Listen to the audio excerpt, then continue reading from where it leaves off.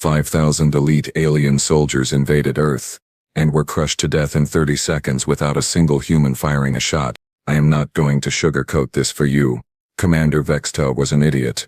A confident, decorated, absolutely convinced of his own brilliance idiot, and I say this with the full weight of historical evidence. 3 military tribunals and the 17,000 casualties that followed his decisions. But let us back up a moment, shall we? The Calthrine Armada dropped out of hyperspace at the edge of what the locals called the Sol system on a bright, unremarkable Tuesday morning. Well, morning for Earth. In space, time is more of a suggestion than a rule, but you understand the point. 53 warships, each one bristling with plasma cannons, quantum disruptors, and enough firepower to glass a small moon. Vexthor stood on the bridge of his flagship, the Crimson Talon, with his forearms crossed in what he probably thought was an intimidating pose. Spoiler alert, it was not. Another primitive world, he announced, to his bridge crew, his voice dripping with the kind of bored superiority that comes from conquering 47 star systems without breaking a sweat. Scan complete. His second in command, a nervous fellow named Recklin, who had the survival instincts Vextor clearly lacked, checked his console. Yes, Commander. The third planet appears to be the primary inhabited world. They call it Earth. Technology level is laughably primitive. No plasma shielding, no quantum drives. They still use chemical propulsion for basic spaceflight. Honestly, sir, I am amazed they have not blown themselves up yet. Vextelvor's mandibles clicked together in what passed for a Calthrine smile. Oh, how I wish I could go back in time and slap that expression off his face. Perfect. Just perfect. How many worlds does this make for us now? With Earth it will be 48, sir, Recklin replied, pulling up the tactical display. The blue-green planet rotated slowly on the view screen, looking absolutely gorgeous and completely harmless. White clouds swirled across its surface. Oceans gleamed. It looked like a paradise, really, a soft, wet, welcoming paradise just waiting to be conquered. What a lie that turned out to be. Vextelvor uncrossed his arms and leaned forward, studying the planet with the intensity of a predator examining wounded prey. Atmospheric composition, oxygen-nitrogen mixer. High oxygen content, actually. 21%.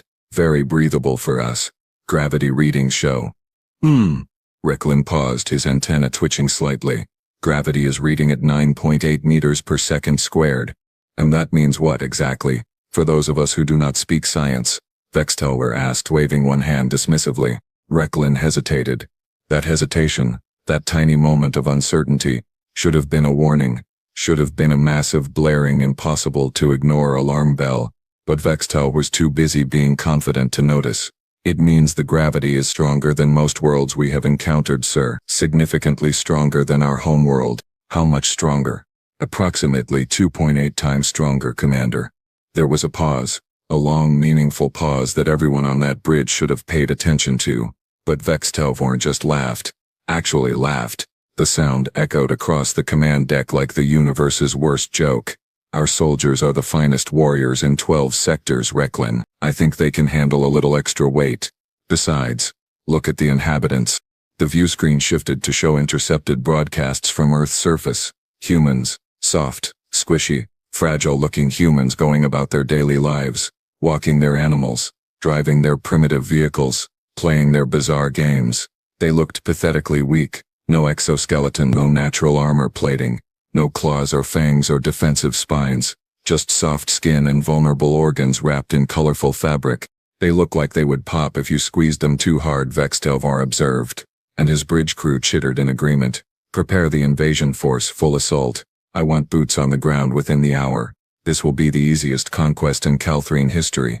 Recklin opened his mouth as if to protest, then closed it again. Self-preservation, you see. Arguing with Vexavor was a career-ending move, and Recklin liked his career, so instead he simply nodded and began relaying orders to the fleet.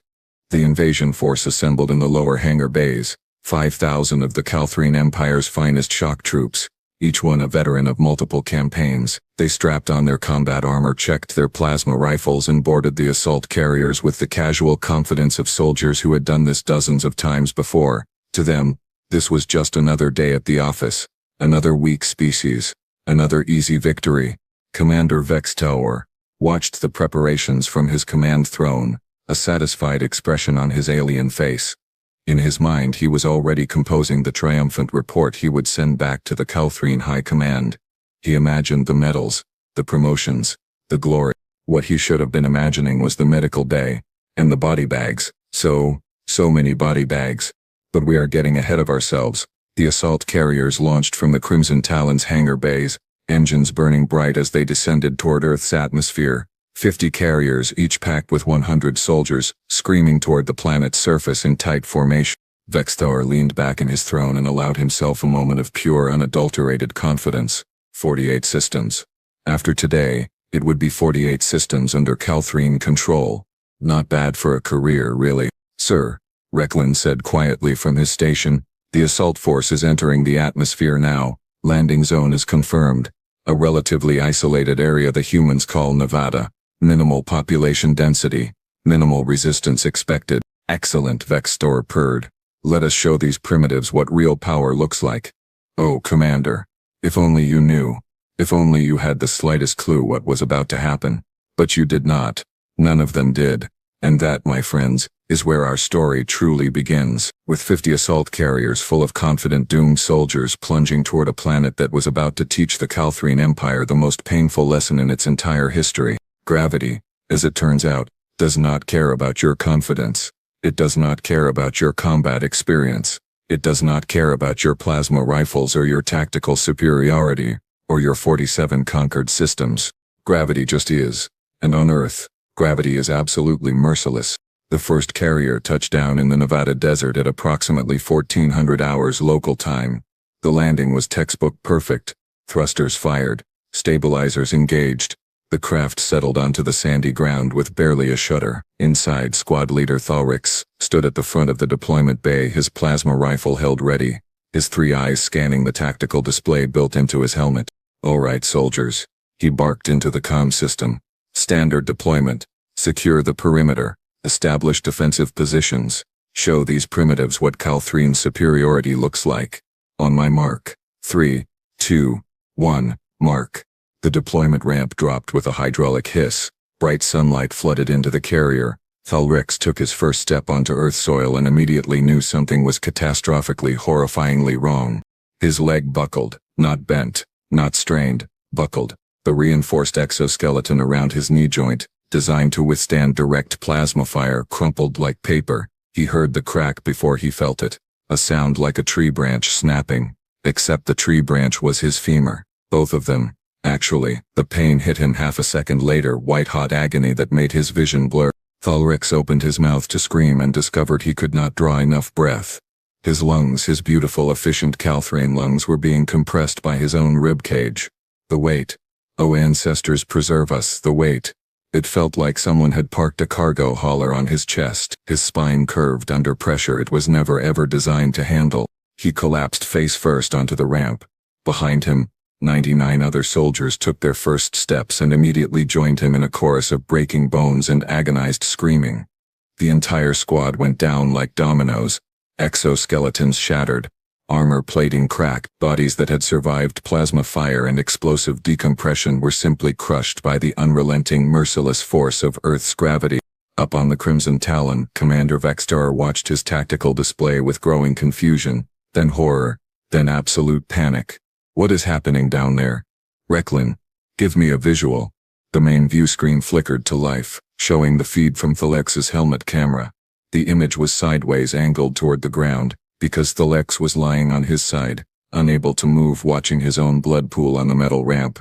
Dark blue Calthrine blood, so much of it. Commander, Thalrix gasped into his comm, each word a monumental effort.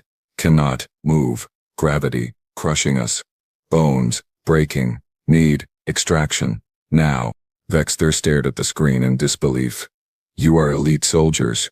You have fought in zero-gravity combat. You have survived atmospheric entry failures. You are telling me you cannot handle a little extra weight? A little? Thalrix's laugh was wet, painful. Sir, with respect, this planet is trying to flatten us into paste. My entire squad is down. We cannot stand. We cannot crawl. We can barely breathe. This is not a combat situation. This is an execution. Across the landing zone, 49 other carriers had touched down. 49 other deployment ramps had dropped, and 49 other squads were experiencing the exact same catastrophic failure. 5,000 soldiers, the pride of the Calthrine military, reduced to broken, whimpering casualties in less than 30 seconds. No shots fired, no combat engaged, just gravity. Simple, straightforward, absolutely devastating gravity. Private Jexanara, who had survived the siege of Kelvin Prime and earned 4 Valor medals, lay on her back staring at Earth's impossibly blue sky. She tried to lift her arm, tried with every ounce of strength she possessed.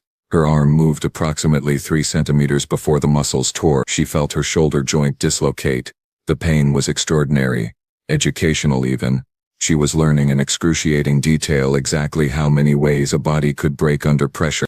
"This cannot be real," she whispered into her helmet comm. "This cannot be happening. We are being crushed by nothing, by air, by empty space. How do the humans live here? How do they survive?" That, my friends, was the question of the hour. How did humans survive on this death trap of a planet? Back on the Crimson Talon, Reckling was frantically pulling up data. "Commander, I am reading massive structural failures across the entire landing force. Exoskeleton integrity is compromised.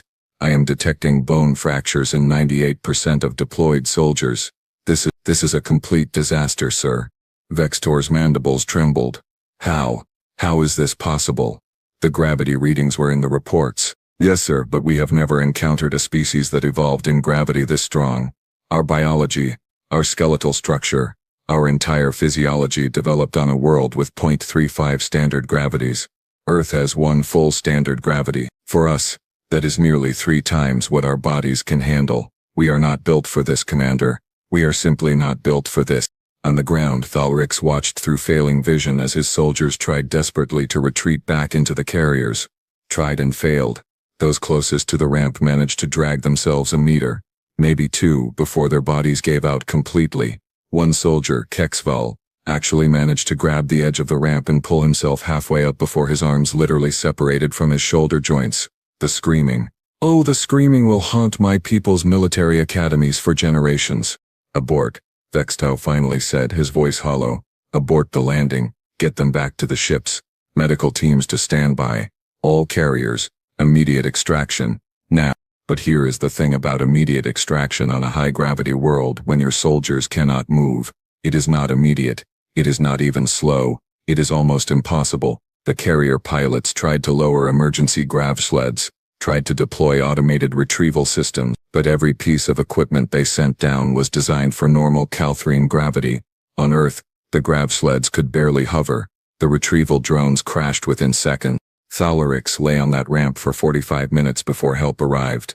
45 minutes of listening to his soldiers cry. 45 minutes of feeling his organs slowly compress. 45 minutes of understanding, with perfect clarity, that the Calthrine Empire had just attempted to invade a planet that was fundamentally, completely, utterly beyond their ability to conquer. Not because the humans were fierce, not because their technology was superior, not because of tactics or strategy or military might. Simply because their planet was heavy. So unbelievably, impossibly heavy. And somewhere in the distance, Thalrix heard something that made his blood run even colder. Engines. Human engines. Ground vehicles approaching the landing zone at high speed. The natives were coming to investigate. The soft, fragile, weak-looking natives who somehow, impossibly lived their entire lives in this crushing nightmare. Thalrix closed his eyes and prayed to ancestors he was not sure he believed in anymore. This was going to get so much worse before it got better. The bridge of the Crimson Talon had descended into absolute chaos. Officers were shouting over each other.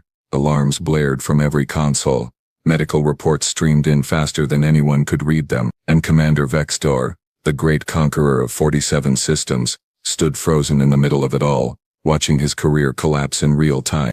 "Get me Kelmara," he roared, finally finding his voice. "Where is my science officer? I need answers now." Kelmara burst onto the bridge 3 seconds later, her data tablet clutched in her trembling hands. She was young for a science officer, brilliant but untested in real combat situations. Right now she looked like she wanted to be anywhere else in the galaxy. "Commander, I have run the calculations 4 times. 4 times.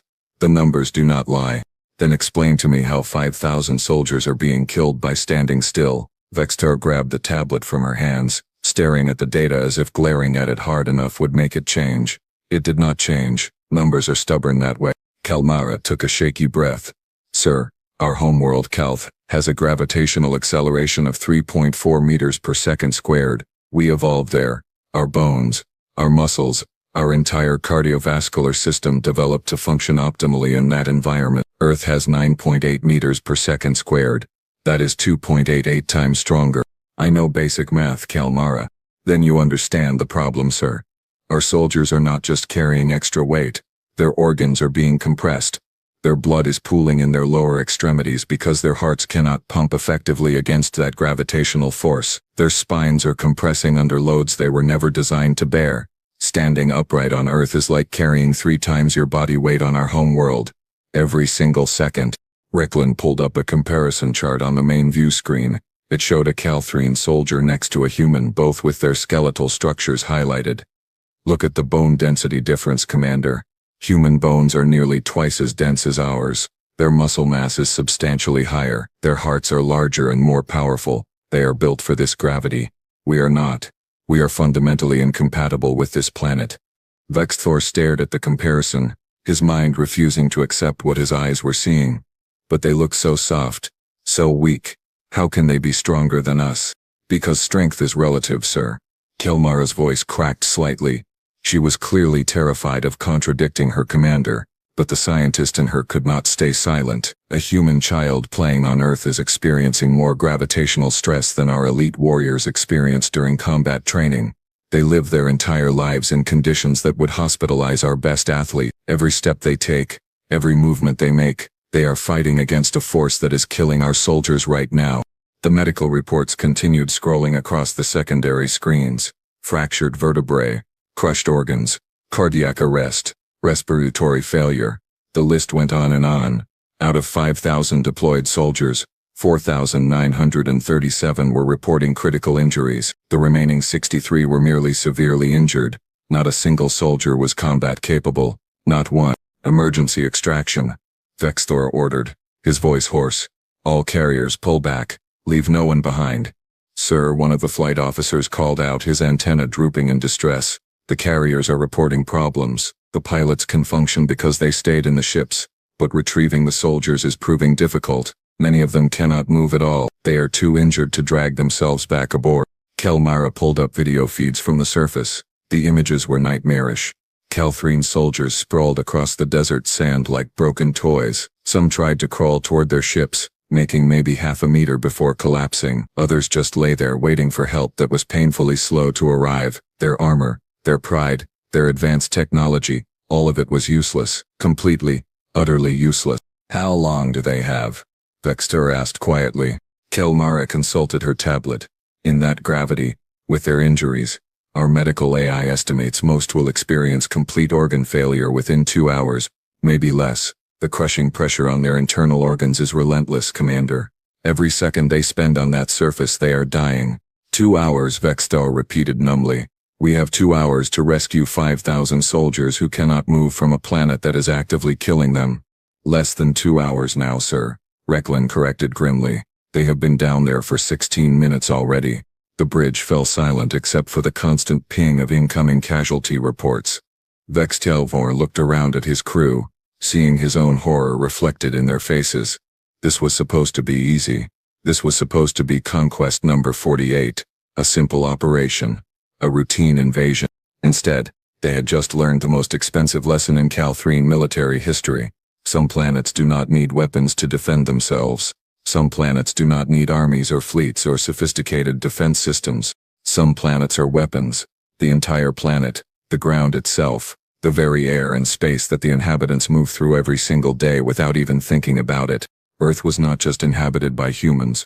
Earth was a partner to humans, a forge that had shaped them, strengthened them, made them into beings who could casually survive in conditions that crushed Calthrine warriors like insects. Sir, the communications officer spoke up, his voice tight with fresh panic. We are detecting human military vehicles approaching the landing zones. Multiple convoys. They are moving fast. Really fast, considering the gravity. Vextel felt his stomach drop even further.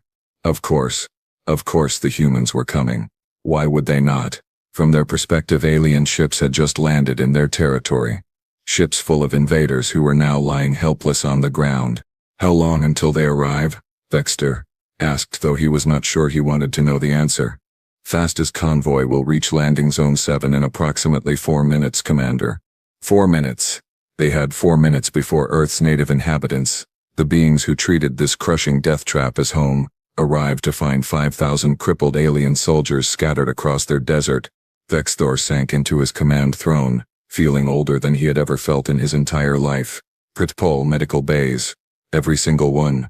And somebody get me a direct line to high command. They need to know what happened here. What happened here? As if that phrase could possibly encompass the sheer magnitude of this disaster. As if words could describe the moment the Calthrine Empire learned that the universe contained beings who were so absurdly impossibly tough that their planet alone was enough to destroy an invasion force. On the view screen, the first human vehicles appeared in the distance, kicking up clouds of dust as they raced across the desert. And Vexthor realized with perfect terrible clarity that the worst part was yet to come. The first human to arrive at Landing Zone 7 was Captain Jackson Torres of the United States Air Force, and he was having the strangest day of his entire career. He pulled his Humvee to a stop about 50 meters from the nearest alien craft, killed the engine, and just sat there for a moment staring. Control. This is Torres. I am at the site, and I am going to need you to confirm what I am seeing here because this is genuinely insane. The radio crackled. Go ahead, Torres. What is your situation? Well, ma'am, there are definitely alien spacecraft. About a dozen of them in my immediate vicinity, but the aliens themselves they are just lying on the ground. All of them. They are not attacking. They are not moving. They are just lying there. Some of them are twitching. I think they might be hurt. Up on the Crimson Talon, Vexthor watched through the helmet camera of the nearest conscious soldier. He watched this human, this Captain Torres, open his vehicle door and step out onto the sand. Step out. Casually. Like it was nothing. Like he was not moving through a gravitational field that had just destroyed an entire invasion force. Torres stretched. Actually stretched. Reached his arms over his head and rolled his shoulders like he was working out a kink from a long drive. Vexthor felt his 3 stomachs churn. Commander, Kelmara whispered from her station, her voice filled with awe and terror. He is moving normally. Look at him.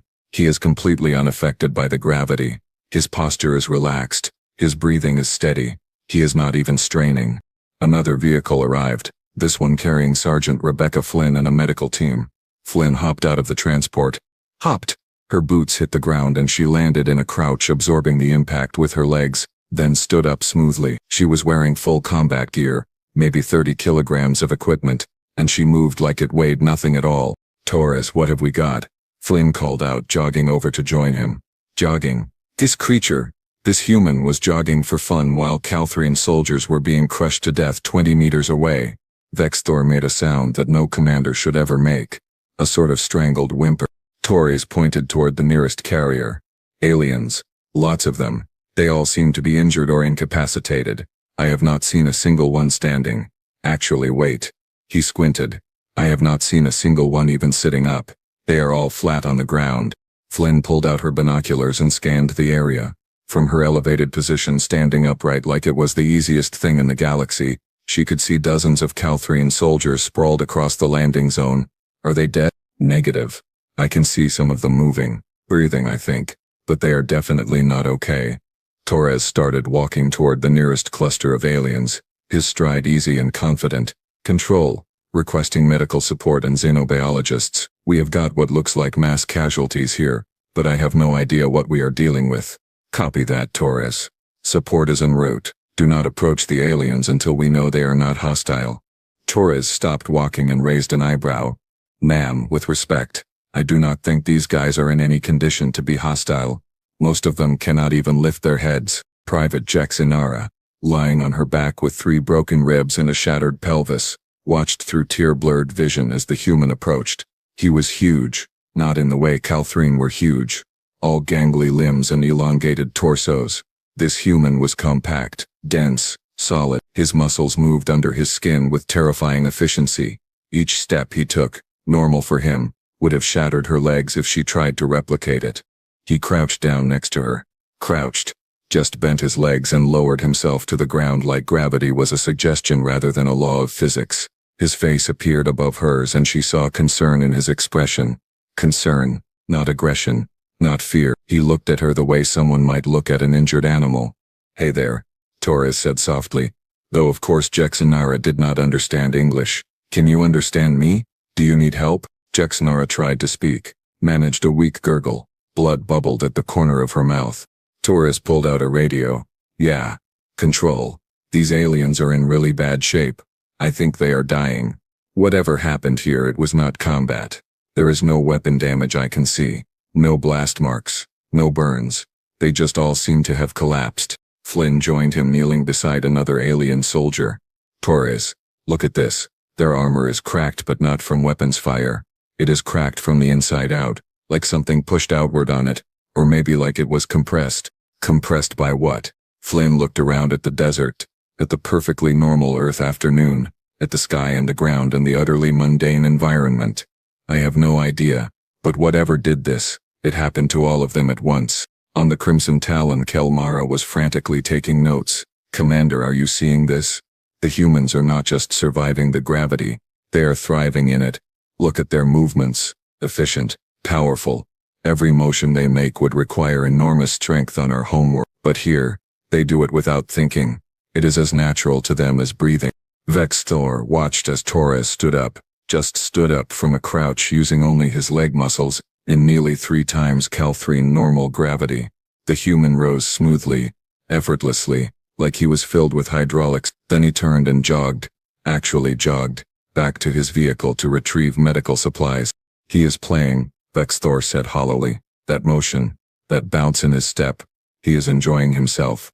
He thinks this is fun." "Not fun, sir," Recklin corrected quietly. "Normal. This is normal for him. He has done this his entire life. Every human on that planet has. They are born into this gravity. They grow up in it. They play in it as children. What is killing our soldiers in minutes is just another day for them." More human vehicles arrived. Dozens of them. Soldiers poured out, all of them moving with that same terrifying ease. They spread out across the landing zone, approaching the downed Calthrine with a mixture of curiosity and concern. One human, a young woman who could not have weighed more than 60 kilograms, picked up a fallen plasma rifle. She turned it over in her hands, examining it, holding it one-handed. That rifle weighed 18 kilograms. On Earth's gravity, that meant it effectively weighed over 50 kilograms. She held it one-handed, like it was a Flynn organized the human soldiers into teams. "All right, people. Treat this like a mass casualty event. These beings are clearly in distress. Move carefully. Be gentle. We do not know their physiology, so do not make assumptions. Johnson, get on the horn with NASA. Tell them we need xenobiologists yesterday. Martinez, start documenting everything. Photos, videos, the works. And somebody figure out how to communicate with them, because we need to know what happened here." Torres returned with a medical kit and knelt beside Jexanara again. He carefully, gently checked her vital signs with equipment that was designed for humans and probably completely useless for Calthrine physiology. But the gesture, the intention was clear. He was trying to help. Jexanara stared up at him, at this monster wearing a concerned expression, and felt something she had never experienced in 15 years of military service. Absolute, complete, existential terror. Not because the human was threatening her, but because she finally understood what Earth was. What humans were. They were the apex predators of a high-gravity death world. They were beings forged in a crucible that killed Calthrine warriors just by existing. They were impossibly, absurdly, ridiculously strong, and they did not even know it because to them this was normal. This was just home. Torres smiled at her, probably meant it to be reassuring. To Jexanara, it looked like a predator baring its teeth. "Hang in there, buddy," Torres said, patting her shoulder with what he probably thought was a light touch. Jexanara's clavicle fractured. Torres yanked his hand back, eyes wide. "Oh no.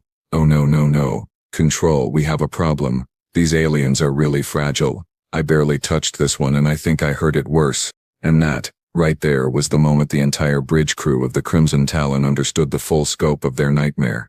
The humans were not just strong. The humans were so strong that they could accidentally injure Calthrine soldiers while trying to help them. Vexthor put his face in all 4 of his hands. This was going to be a very long day. The rescue operation, if you could call it that, began approximately 30 minutes after the humans arrived. By then, Word had spread through every level of human military command, and apparently someone had made the brilliant decision to allow embedded journalists onto the scene. Journalists, with cameras, because of course they did. Vextal watched through multiple helmet feeds as more humans arrived. These ones carrying not weapons but recording equipment. They fanned out across the landing zone, documenting everything. The broken Calthrine soldiers, the intact but useless weapons scattered across the sand, the mighty warships that had delivered an invasion force and received back only casualties. Commander Recklin said, his voice barely above a whisper, "They are taking pictures. The humans are taking pictures of our soldiers. I can see that, Recklin. I have eyes. 4 of them, in fact. And right now I wish I could close all of them permanently." Down on the surface, Sergeant Flynn had organized her squad into retrieval teams. She stood over squad leader Thalerix, hands on her hips, assessing the situation with the practiced eye of someone who had handled plenty of complicated extractions. Thalerix stared up at her, wheezing, bleeding, absolutely certain he was about to die. "Okay," Flynn said to her team. "These guys need to get back to their ships, but we cannot just drag them. They are too injured. We are going to have to carry them." She paused, looking down at Thalerix's sprawled form. "How much do you think this one weighs?" "Maybe 40 kilos, one of her soldiers guessed. 50 tops. They are pretty spindly." Flynn nodded, then bent down and scooped Thalerix up in both arms. Just like that, she lifted a fully armored Calthrine squad leader like he was a sleeping child. Thalerix gasped in pain and shock, his broken legs dangling uselessly. Sorry, Flynn said, adjusting her grip. "I know this probably hurts, but we need to get you to your ship. Which one is yours? Can you point?" Thalerix could not point, could not speak, could barely process what was happening. This human, this single human lodger, was carrying him, and walking with him like he weighed nothing. She was not straining, was not struggling. She was just walking casually across the desert, chatting with her squad mates, holding a full-grown Calthrine warrior in her arm. The humiliation was worse than the pain, and the pain was extraordinary. "Hey Garcia," Flynn called to another soldier. "Grab that one over there. Let us start moving these guys back to their ships before they get worse." Garcia jogged over to Private Jexinara and paused. Sarge? This one is in really bad shape. I am afraid to move her." "Then move her very carefully. But she cannot stay out here in the sun. Go." Garcia, showing remarkable gentleness for someone who could probably bench press a small car, slid his arms under Jexnara, and lifted. She moaned in agony. I know, Garcia murmured. "We are trying to help. Just hang on." Across the landing zone, this scene repeated itself dozens of times. Human soldiers, each one impossibly strong by Calthrine standards, picking up alien warriors and carrying them like fragile cargo. Some soldiers carried one alien. Some carried 2, one tucked under each arm. One exceptionally large human, a man the others called Rodriguez, managed to carry 3 at once, though his sergeant yelled at him to stop showing off. "This is amazing," one of the journalists was saying into her camera, walking alongside Flynn. "These alien beings appear to have suffered some kind of catastrophic medical emergency upon landing. The U.S. military is currently engaged in humanitarian rescue operations, though the nature of the aliens' condition remains unclear." Torres had made it back to one of the carriers and was attempting to communicate with the pilot. "Hey, can you understand me? Your people are hurt. We are bringing them back. Can you open the cargo bay wider? We need more space to bring them in." The pilot, one of the few Calthrine who had not left his ship and was therefore still functional, stared at Torres through the cockpit window, stared at this human who stood upright in the killing gravity, who breathed easily in the death trap atmosphere, who was trying to help despite the fact that the Calthrine had come here to conquer his planet. The pilot hit the cargo bay controls. The ramp extended fully. "Thank you." Torres gave him a thumbs up, a gesture that meant nothing to the Calthrine but seemed friendly enough. Then Torres turned and actually jogged back down the ramp, in full gear, at a jog, in gravity that had crippled 5,000 soldiers. The pilot closed all 3 of his eyes and prayed for this nightmare to end. Flynn carried Thalrix up the ramp and into the carrier, looking around for somewhere to set him down. "Where do you want him? Do you have medical facilities? A med bay?" She spotted what looked like crew bunks and gently laid Thalrix on one. "There you go. You are going to be okay. Probably, maybe. I honestly have no idea what is wrong with you guys, but help is coming." She patted his shoulder, gently this time, having learned from Torres's mistake. Then she turned and jogged back down the ramp to get another one. Felix lay there, staring at the ceiling of his own ship, listening to the sounds of human soldiers bringing his squad back one by one. Each soldier carried in like luggage, like cargo, like helpless broken useless weights. And the worst part, the absolute worst part, he could hear the humans talking to each other. Their tone was not cruel. They were not mocking. They were concerned, confused, trying genuinely to help. Some were even laughing, but not at the Calthrian. They were laughing at the absurdity of the situation, at the weirdness of alien first contact happening like this. "Dude, this is so weird," one soldier was saying. "Like they came in warships. Look at these things. These are definitely weapons. But then they all just fell down. Maybe their gravity generators failed?" Another suggested. "Like maybe they are used to low gravity and something broke? That would explain why they all look so fragile. Man, imagine living your whole life in low gravity and then coming here. That would suck." They were figuring it out, in real time, with no scientific equipment, just observation and common sense. The humans were understanding what had happened while simultaneously rescuing their would-be invaders. On the Crimson Talon, Vexthor watched it all unfold across multiple video feeds. He watched Flynn pick up another soldier, this time using just one arm because she needed her other hand free to help guide injured aliens toward their ships. One arm. She carried a Calthrian warrior in one arm like a bag of supplies. "Sir," Gelmara said quietly, "Medical is asking for permission to accept human assistance. Their rescue operations are actually helping. Our casualty projections are improving because they are getting our soldiers out of the gravity faster than we could on our own." "Accept their help," Vexthor said flatly. What else could he say? "No, let our soldiers die on principle. Also, sir, High Command is on the secure channel. They are asking for a full report." Vexthor closed his eyes. "All four of them. Tell High Command that the invasion of Earth has been cancelled, permanently. And tell them why. Tell them every humiliating detail. They need to know." Down on the surface, Torres was helping load the last few soldiers into their carrier when his radio crackled. "Torres, this is Control. What is the situation with the alien craft? Are they preparing to depart?" Torres glanced at the nearest ship. "They are still on the ground, ma'am. I think they are waiting to make sure all their people are recovered first. These guys might be invaders, but they are not abandoning their wounded. I will give them that." "Understood. Continue recovery operations." "And Torres?" "Yes, ma'am. Good work out there. First contact could have gone a lot worse." Torres looked around at the 50 alien warships, the 5,000 injured aliens, and the bizarre situation that was definitely going into history books. "Yeah," he said slowly. "I guess it could have, though I am not sure how much worse it could have gone for them." He was not wrong. In the carrier, Thulorix listened to his soldiers being brought back one by one, listened to their moans of pain, listened to the gentle, concerned voices of the humans who were saving them, and he understood, with perfect clarity, that the Calthrian Empire had just made first contact with a species that was so incomprehensibly powerful that they could defeat an invasion force with nothing but geography. The humans had not fired a single shot. They had not needed to. Earth itself had done all the work. Vexed, Thor recorded his report to the Calthrian High Command from Medical Bay 3, lying flat on a specialized support frame because even the artificial gravity of his own ship was now too much for his shattered body. Turned out he had made the catastrophically stupid decision to personally oversee one of the rescue operations, had taken a shuttle down to the surface, had spent exactly 7 minutes on Earth before his skeleton started to fail. 7 minutes. That was all it took to end his career and cripple him for life. "High Command," he began, his voice hoarse from pain medication and shame. "This is Commander Vext here of the Crimson Talon, submitting formal report on the failed invasion of planet Earth, Sol System. Timestamp 1427, Galactic Standard. What I am about to tell you will sound impossible. I wish it were." He paused, gathering strength. Every word hurt, breathing hurt, existing hurt.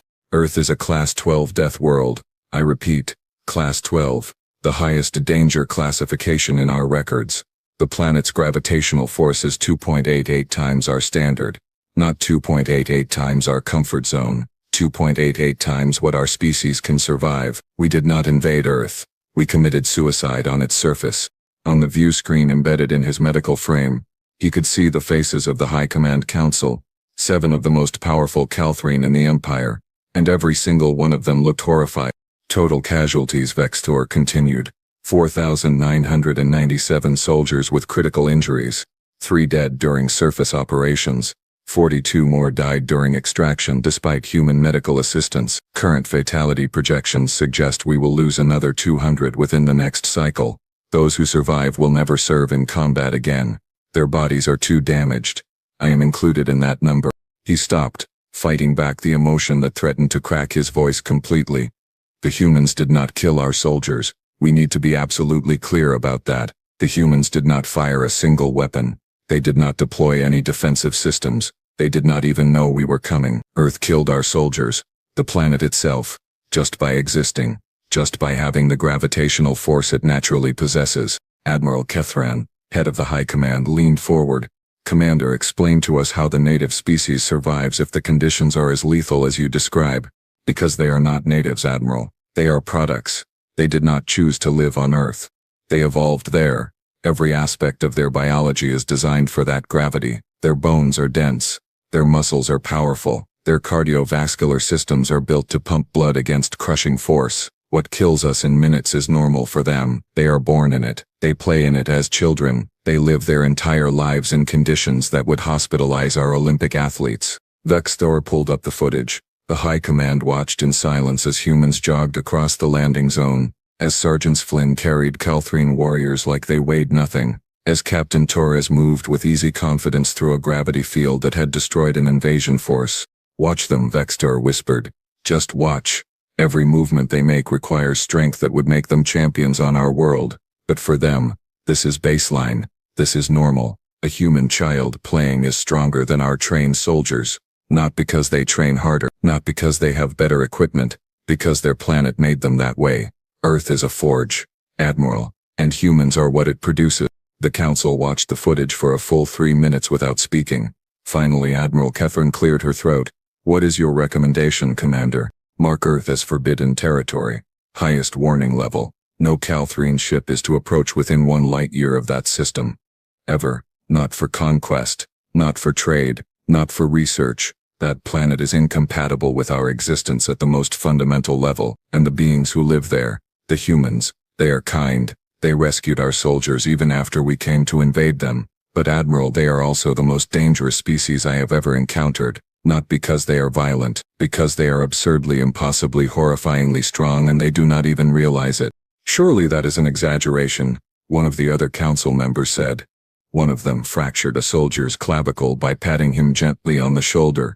Another picked up 3 of our warriors simultaneously, 1 under each arm and 1 over her shoulder, and carried them 50 meters without visible strain. These are not exaggerations, Counselor. These are observations. Documented observations. The Council exchanged glances. Admiral Kethran nodded slowly. Your recommendation is noted and accepted, Commander. Earth will be marked as Class 12, forbidden territory. We will disseminate this information to all allied and neutral species in our network. No one else should make our mistake. Thank you, Admiral. Vextal felt something loosen in his chest. At least some good would come from this disaster. One more thing, if I may. Speak. The humans sent a message. Once they understood what happened to us, once they figured out that their gravity was the problem, they transmitted in multiple languages. Our linguistics team has been working on translation. The message essentially says they mean us no harm. They are sorry for our losses. They recognize this was a tragic misunderstanding, and they are willing to engage in peaceful communication if we wish, as long as it happens in space, not on their surface. Vextor laughed, then immediately regretted it as pain shot through his ribcage. They apologized to us, Admiral. We came to conquer them.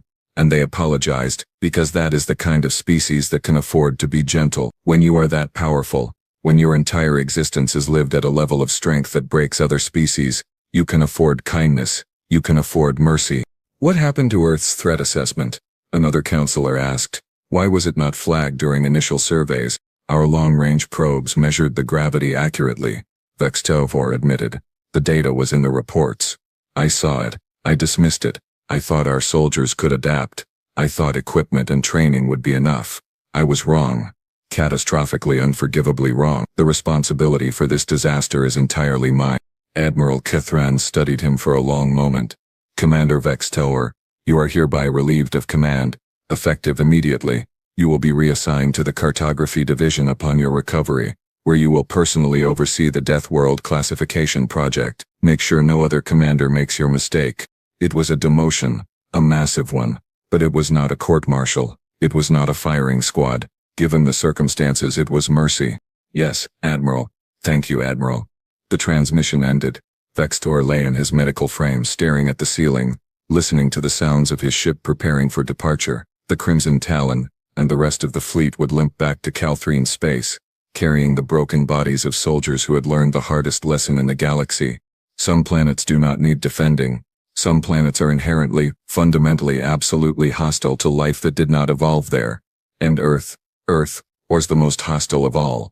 Not because it tried to kill you, because it did not need to try. It just existed. And that was enough. Somewhere far below, on the surface of